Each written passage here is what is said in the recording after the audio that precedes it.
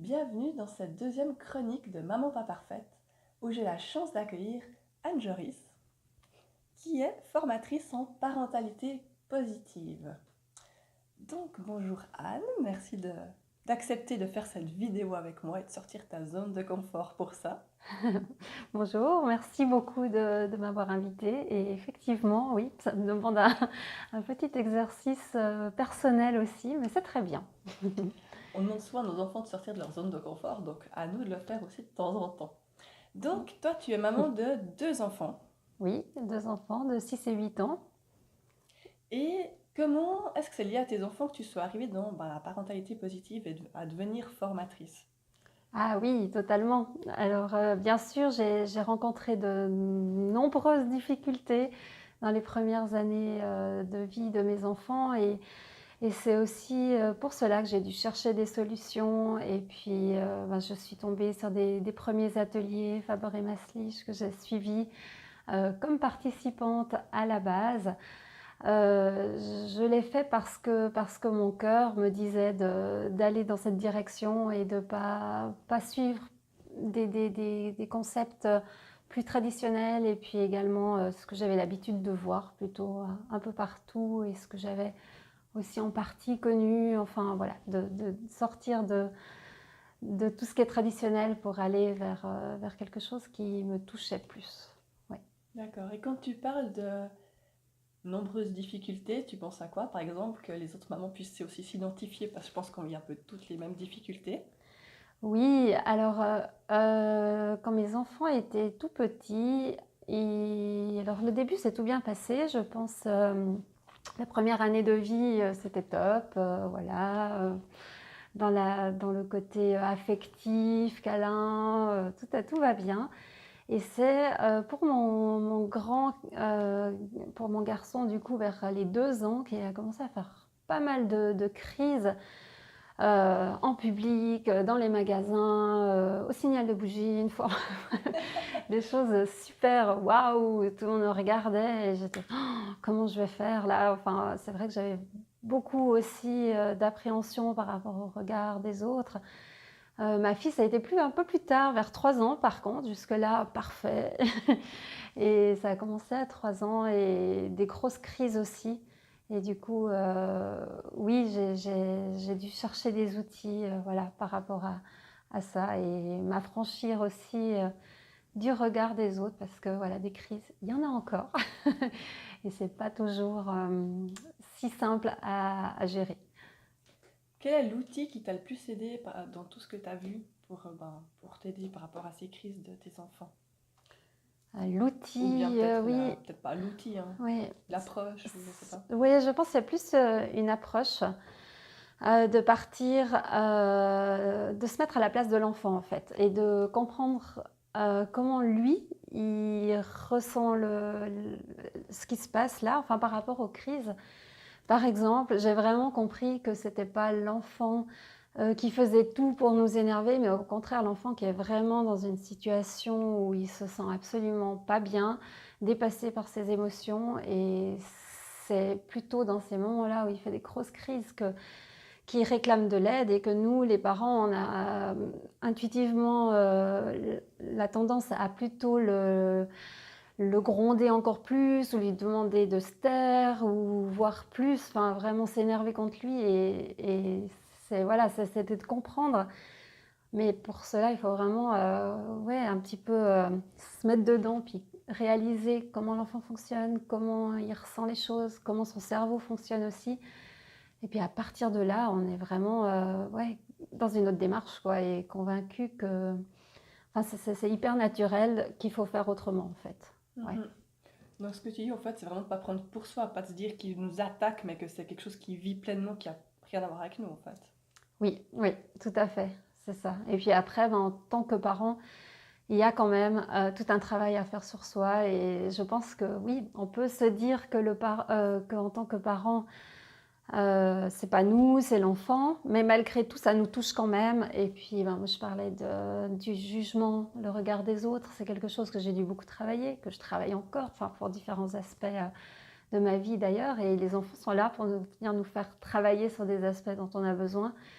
mais également pour gérer ces moments-là de crise ou autres, hein, ou autres problèmes qu'on peut avoir avec les enfants.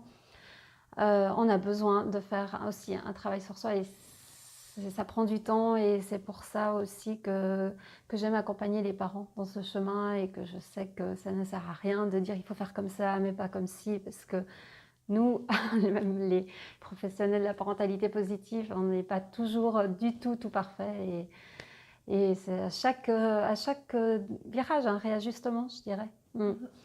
Et ouais, du coup, oui, par rapport à la chronique de Maman pas parfaite, dont j'ai appris le nom juste avant, c'est vraiment ça, c'est de déculpabiliser. Et moi, c'est tout le centre de mon approche aussi. Ouais. Donc tu dis l'approche que tu as envers les parents ou ton approche vis-à-vis de toi-même de réussir à déculpabiliser? Oui, les deux, du coup, bien sûr. Euh, je ne sais pas si j'ai spécialement beaucoup culpabilisé, moi. Je pense pas. Par contre, c'est vrai qu'il y avait plus le regard des autres. Où là, ouais, je me dis mince, qu'est-ce qu'ils pensent de moi par rapport à ça, par rapport à ci. Et là, oui, là, j'ai dû travailler. Mais je vois beaucoup de parents qui culpabilisent beaucoup, surtout quand on dit beaucoup de choses, on a envie de faire comme ça. Enfin, voilà. Au niveau de la parentalité positive, surtout, on a l'impression parfois que c'est plein de didactes et que, ouais, comment on va faire avec tout ça? Et là, oui, je sens vraiment sur les difficultés qui sont réelles et puis tout ce qu'on fait qui est déjà ouais, des super apports pour nos enfants et qu'il faut plutôt regarder tout ce qu'on fait de positif puis continuer de cheminer et d'aider nos enfants à grandir et nous-mêmes de grandir. Et c'est ça qui est ouais, super beau, je trouve. Donc toi tu dirais que par rapport, tu dis qu'ils t'ont fait grandir, ça serait quoi la chose dont tu es le plus fière d'avoir évolué ou changé? Alors, moi personnellement, il y a ces deux aspects. Alors, celui que j'ai déjà dit, le regard des autres et d'avoir du coup plus de confiance en moi, en, en m'inquiétant pas du regard des autres sur ce que je vis. Et puis l'autre, c'est tout dans ce qui est de la gestion émotionnelle plus liée à la colère, où j'avais tendance à partir au quart de tour. Et là, j'ai dû beaucoup travailler sur moi. Et ouais, c'est du coup, je pense, les deux éléments clés qui m'ont fait beaucoup grandir. Après, on est aussi le modèle de nos enfants et vu que moi je me mettais en colère, mes enfants se mettaient aussi en colère plus et puis c'est une espèce de spirale infernale. Et du coup, en travaillant sur ça, j'avais d'abord montré un peu le modèle de oui à la colère comme émotion qui peut permettre qui peut permettre justement pas, mais qui vient naturellement pour gérer des situations.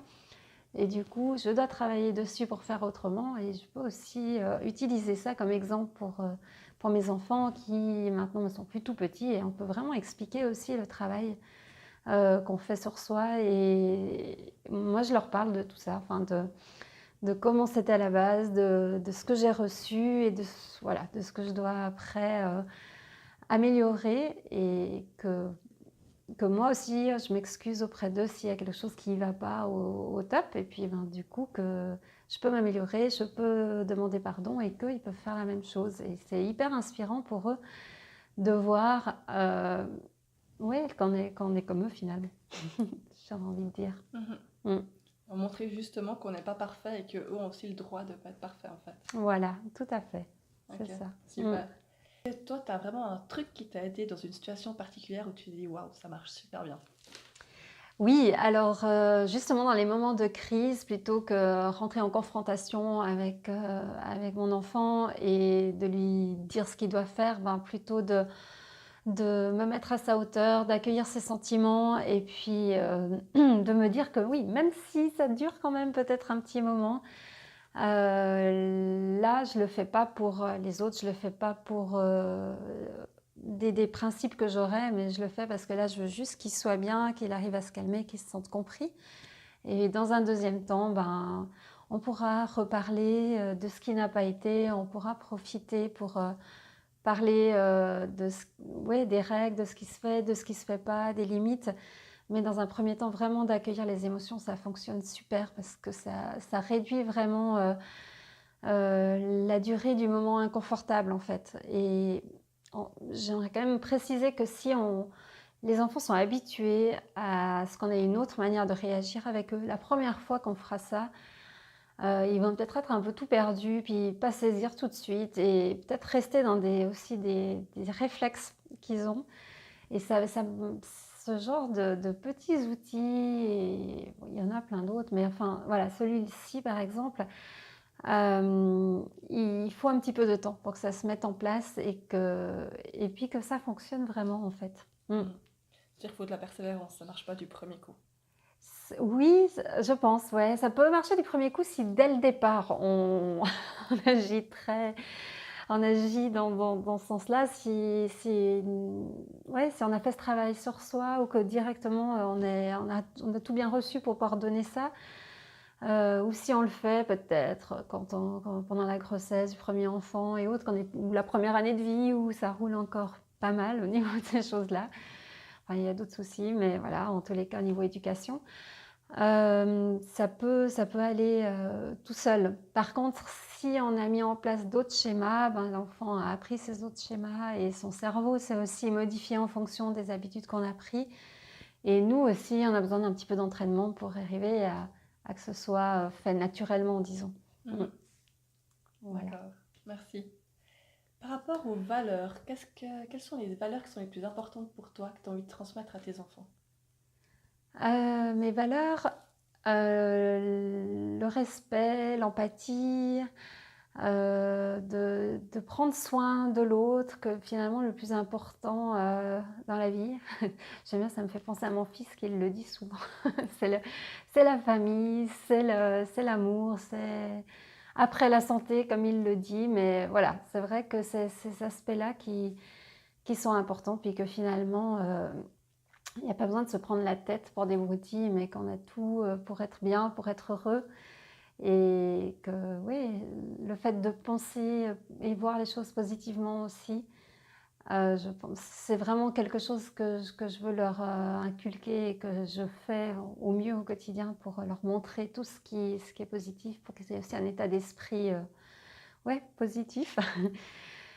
Et oui, je dirais c'est un peu ça. D'accord. C'est-à-dire que ce que j'entends, c'est vraiment la notion un peu de gratitude aussi. Tout à fait. La gratitude, c'est très important pour moi. Et donc, dans la journée, quand on fait des choses, hein, je dis souvent, ben voilà, là, je suis super heureuse de faire ça avec toi ou de partager ce moment. Si on est à l'extérieur, de pointer, ouais, aujourd'hui, il fait super beau, c'est génial, regardez les montagnes, comme elles sont belles, avec ce ciel bleu. Enfin, des choses tout basiques que peut-être on ressent, mais sur lesquelles on ne met pas des mots. Pour vraiment se rendre compte que voilà, les choses sont bien et qu'il y a plein de choses bien, parce qu'on a un peu tendance à se souvenir que de ce qui est moins bien. Et on fait également tous ces exercices qui ne sont pas des exercices finalement, qui sont juste des moments super sympas de partage. Mais on a des petits outils, des cahiers, on a des petites cartes, enfin, pour partager les moments plaisir, en fait, être à la fin d'une semaine de vacances, qu'est-ce qu'on a le plus aimé, à la fin d'une journée, enfin, ce genre de choses. Et ouais, ça permet de se recentrer sur tout ce qui est positif et vraiment de passer des bons moments ensemble et de l'ancrer en soi, quoi. Ok, très bonne idée. Donc peut-être une dernière question. Est-ce qu'il y a quelque chose, un conseil que tu aurais aimé recevoir ou avant d'avoir des enfants quand tu étais petit? Oui, alors j'aurais bien aimé connaître plus sur le fonctionnement de l'enfant, plus sur le cerveau de l'enfant, le développement du cerveau de l'enfant, parce que vraiment ça explique et ça met une légitimation mais super scientifique sur ce que je ressentais au fond de moi. Mais ça donne aussi des réponses sur comment faire, sur qu'est-ce qui ne fonctionne pas. Voilà, j'aurais aimé avoir plus de modèles aussi dans ce sens-là. Je pense qu'il y a 7-8 ans, il y en avait moins que maintenant.